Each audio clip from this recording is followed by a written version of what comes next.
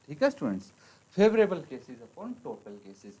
तो favourable cases यहाँ पे कितने हैं 1, क्योंकि रेड कलर की एक ही बॉल है यहाँ और टोटल बॉल्स हैं 3, तो ये भी आ गया 1/3। इसी तरह से स्टूडेंट्स जो ब्लू कलर की बॉल मिलने की प्रोबेबिलिटी है वो कितनी होगी, probability of getting a blue ball.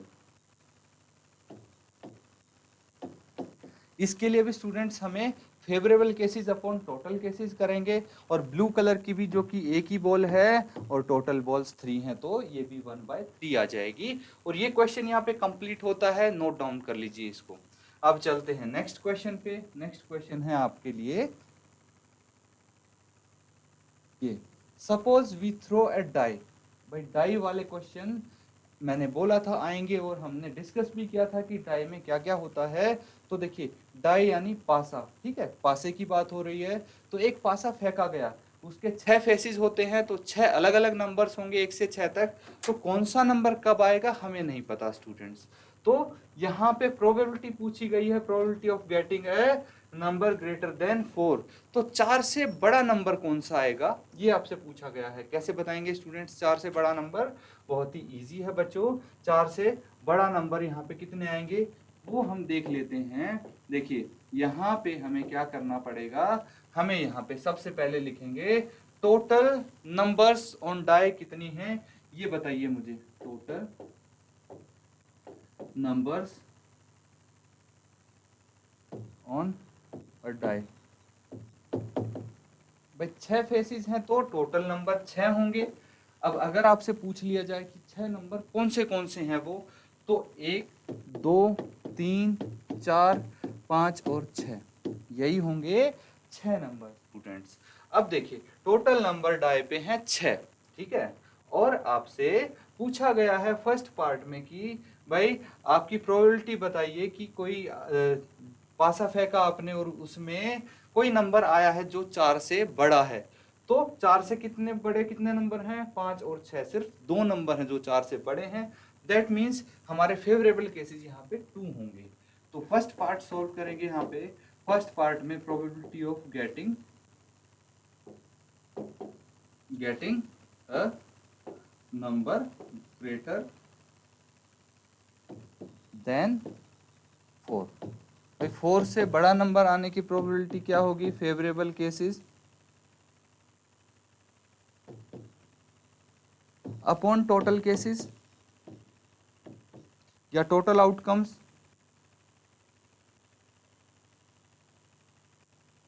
या favourable outcomes upon total outcomes बोल सकते हैं स्टूडेंट्स। कितना होगा अब देखिए, फेवरेबल आउटकम्स कितनी है हमारी, भाई 2 हैं फेवरेबल आउटकम्स, 5 और 6, क्योंकि बाकी नंबर्स जो हैं वो या तो 4 के बराबर या छोटे हो जाते हैं, इसलिए 4 से बड़े 5 और 6 सिर्फ 2 नंबर हैं, जबकि टोटल नंबर हमारे पास 6 है। तो ये आपका आंसर आ गया। नहीं, अभी इसको कैंसिल आउट करेंगे स्टूडेंट्स हम। 2 1 जा 2, 2 3 जा 6, ये आ गया 1/3। ये है आपका आंसर, क्योंकि सिंपलेस्ट फॉर्म में भी तो हमें लिखना है आंसर को।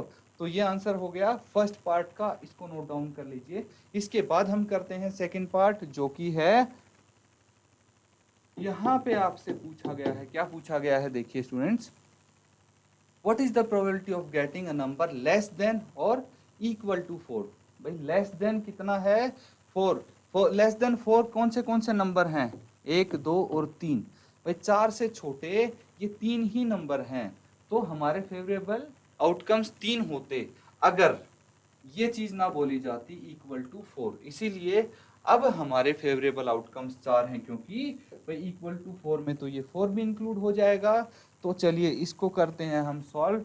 यहाँ पे probability of getting a number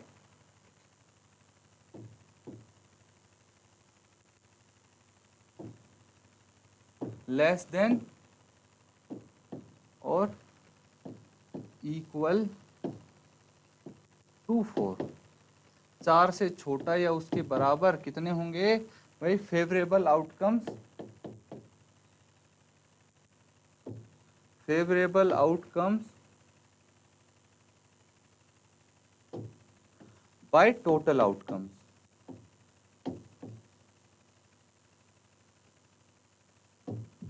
करेंगे इसको सॉल्व। फेवरेबल आउटकम्स तो 4 हैं, अभी काउंट की थी, और टोटल हैं 6।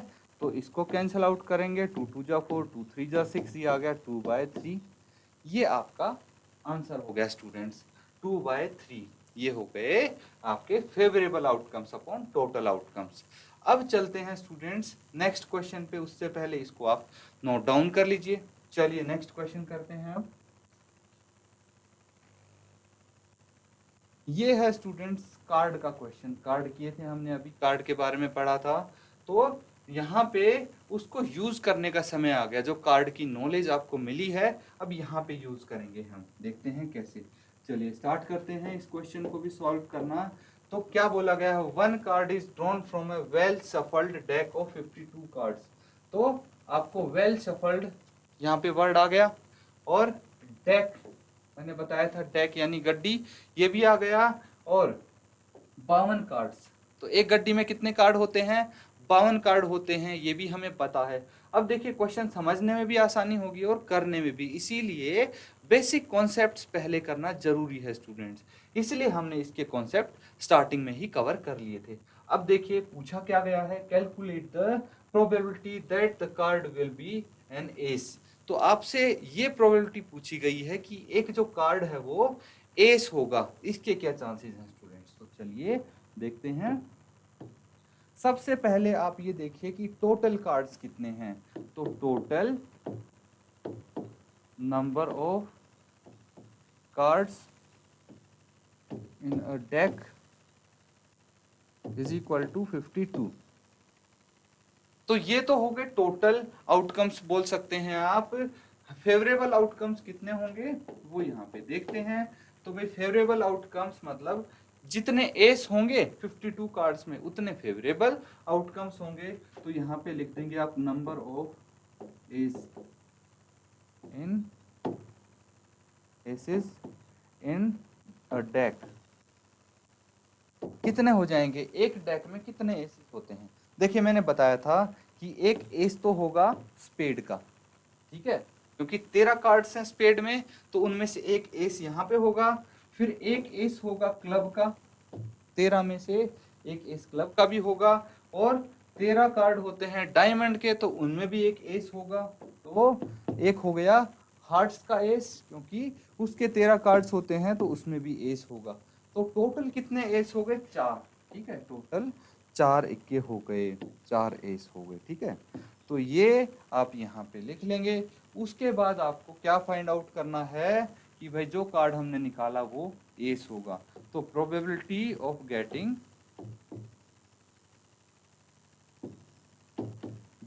एन एस कितना आएगा भाई, यहाँ पे आप लिखेंगे फेवरेबल आउटकम्स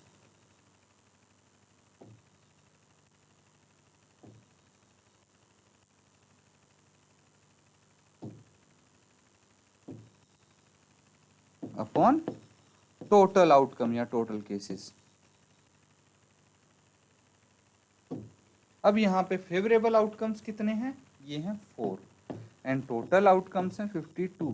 कैंसल आउट करके देखिए, 4 1 जा 4 एंड 4 13 जा 52।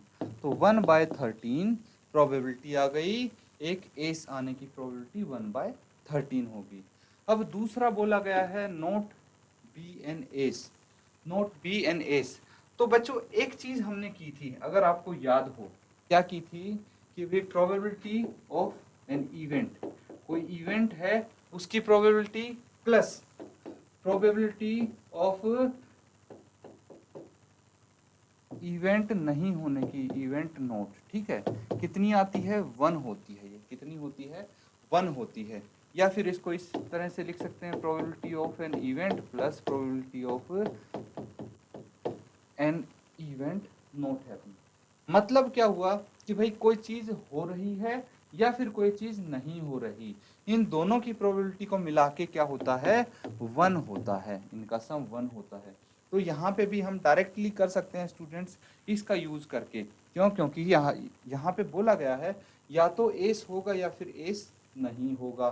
तो इसको किस तरह से हम कर सकते हैं, यहाँ पे इसका यूज करके देखिए।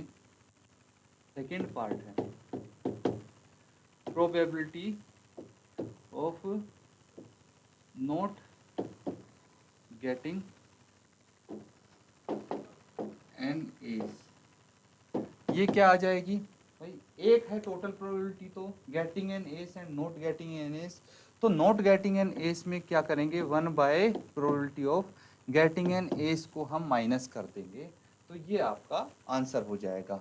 तो चलिए इसको माइनस करते हैं, 13 आ गया एलसीएम, 13 माइनस 1 दैट इज 12/13, ये आपका आंसर हो गया। चलिए ये तो एक तरीका था, दूसरे तरीके से मैं बताता हूं कैसे इसको कर सकते हैं। Probability of not getting an S, ठीक है, probability of not getting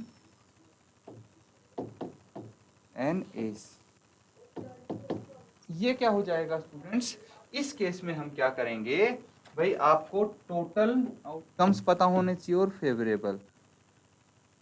favourable outcomes, यही तरीका यूज करते हैं हम नॉर्मली सॉल्व करने के लिए, एंड टोटल आउटकम्स, ठीक है, ये होते हैं स्टूडेंट्स। अब देखिए कि भाई फेवरेबल आउटकम्स यहाँ पे कितने हैं एंड टोटल कितने हैं, भाई टोटल आउटकम्स तो 52 होंगे क्योंकि ये एक डेक है और डेक में 52 कार्ड्स होते हैं। अब जो एस हैं उनको हटा के बाकी बचे कार्ड्स हम फेवरेबल आउटकम्स में लिखेंगे, क्योंकि एस के अलावा तो कुछ भी आ जाए कोई दिक्कत नहीं है, बस एस नहीं आना चाहिए। तो टोटल एस हैं 4, है ना, टोटल एस हैं 4, तो 52 में से हम 4 माइनस कर देंगे, ये आ गया 48, तो यहाँ पे फेवरेबल केसेस कितने होंगे, 48 हो जाएंगे स्टूडेंट्स, ये क्लियर है। तो अब क्या करना है, कैंसिल आउट करेंगे हम, कितना आ जाएगा, ये आ जाएगा स्टूडेंट्स 12, और इसको 4 से कैंसिल आउट करेंगे, ये 13, तो 12/13 आ गया, ये आपका आंसर होगा। नोट डाउन कर लीजिए, ये क्वेश्चन भी यहाँ पे कंप्लीट होता है, कार्ड्स का क्वेश्चन है स्टूडेंट्स। देखिए 2 तरीके से मैंने बताया है, तो आप कोई सा तरीका यूज करें, ठीक है, आपको बस पता है कि भाई दोनों तरीके आपके यहाँ पे कैसे कैसे यूज हुए हैं और कौन से सर्कमस्टेंसेस में कौन सा मेथड आप यूज कर सकते हैं, ये आपके ऊपर है डिसाइड करना। अब देखिए स्टूडेंट्स, एक क्वेश्चन है जो आप होमवर्क के लिए करेंगे, ठीक है, ये मैं समझा देता हूं बट आपको होमवर्क में करके लाना है। तो क्वेश्चन क्या कहता है, ध्यान से पढ़ेंगे। 2 players Sangeeta and Reshma play a tennis match, तो 2 प्लेयर हैं, टेनिस मैच खेलते हैं संगीता और Reshma. It is known that the probability of Sangeeta winning a match is 0.62, तो टोटल जो 100% श्योर इवेंट होता है उसकी प्रोबेबिलिटी 1 होती है, और जो इम्पॉसिबल इवेंट होता है उसकी प्रोबेबिलिटी 0 होती है, और जो कोई बीच का होता है, हो भी सकता है नहीं भी हो सकता, उसकी प्रोबेबिलिटी ऐसे हम 1 से 0 के बीच में बता देते हैं, जैसे कि इसकी है 0.62। What is the probability of Reshma winning the match, तो भाई बाकी जो बची वो रेशमा की प्रोबेबिलिटी होगी।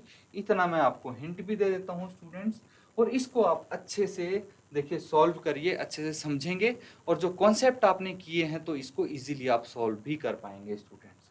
ये आपको होमवर्क में करना है, तो नोट डाउन कर लीजिए इस क्वेश्चन को अच्छे से।